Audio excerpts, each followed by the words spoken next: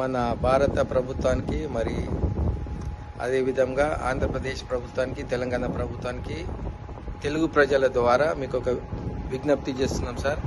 మేమందరము ఇక్కడ 24వ తారీఖు హైదరాబాద్ నుండి బహ్రెయిన్కి మరి టూరిస్ట్ వీసాగా చూడడానికి వచ్చాము. 4 days తర్వాత తిరిగి వెళ్ళే టైంకి మేము అనుకునే విధంగా ఎయిర్పోర్ట్కి వెళ్ళాక మరి చెక్-ఇన్లో లైన్లో నిలబడ్డప్పుడు బాంబ్స్ పడడము, మరి ఇక్కడ మిజైల్స్ పడడము, దాంతోపాటు అక్కడ కౌంటర్స్ క్లోజ్ చేయడము, గల్ఫ్ ఎయిర్ వాళ్ళు ఏమి స్పందన లేదు. ఇండియన్ ఎయిర్ ఫోర్స్లో కూడా ఇండియన్ ఎంబసీలో కూడా ప్రాపర్ రెస్పాన్స్ లేదు. కాబట్టి డైరెక్ట్ మేము ఈ వీడియో చేసి మీకు మీ ద్వారా ప్రభుత్వానికి మరి మేము విజ్ఞప్తి చేస్తున్నాం ఏంటంటే, మేము ఇక్కడ చాలా భయంకరమైన పరిస్థితిలో ఉన్నాము. మాతో పాటు ఎల్డర్లీ పీపుల్ ఉన్నారు, వారికి డయాబెటిక్ ఉన్నది, బీపీ ఉన్నది. వితౌట్ ప్రిస్క్రిప్షన్ ఇక్కడ టాబ్లెట్స్ కూడా ఎవరికి ఇవ్వట్లేదు. మేమే కాదు, మేము ఒక్క అపార్ట్మెంట్లో 2 bedroom ఫ్లాట్లో ఇంతమంది ఉన్నాము. ఇక్కడ మా పరిస్థితి చాలా భయంకరంగా ఉన్నది. ఇక్కడ ఉన్న తెలుగు ప్రజలు తెలిసిన వాళ్ళు ఒక పూట ఒక 1 time మీల్స్ మాకు ఇస్తున్నారు.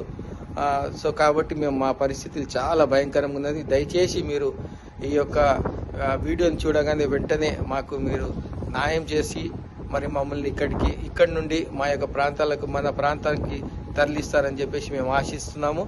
దయతో మరి మోడీ గారికి కానీ, చంద్రబాబు నాయుడుకే కానీ, మరి అదేవిధంగా రేవంత్ రెడ్డి గారు కూడా మా అందరి తెలుగు ప్రజల తరఫు నుంచి మీకు విజ్ఞప్తి చేస్తున్నాము.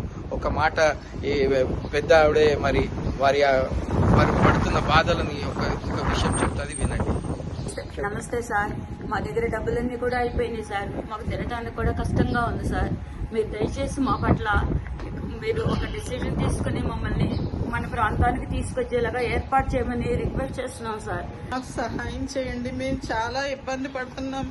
మా ఫ్యామిలీస్ అన్ని అక్కడ ఉండిపోయాయి సార్ ఇండియాలో.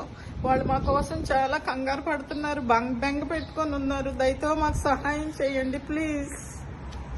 50 సంవత్సరాల పైవారమే మేము ఎంతో ఇబ్బంది పడుతున్నాం. ఇక్కడ ఎంత ఇరుకులో ఉన్నామో మేమే కాదు, మాకన్నా మా స్థానికులు ఉన్న ఆ గృహాల్లో ఉన్న మా బిడ్డలు, మా ప్రియులు వాళ్ళందరూ కూడా ఎంతో కంగారుగా ఉన్నారు. కనుక మమ్మల్ని ఈ వయసులో ఈ యొక్క స్థలం నుంచి మా ప్రాంతానికి మరి క్షేమంగా తరలిస్తారని ప్రభుత్వాన్ని మరి ముఖ్యంగా వేడుకుంటున్నాం. మా పట్ల కరికరం చూపాలని కోరుకుంటున్నాం.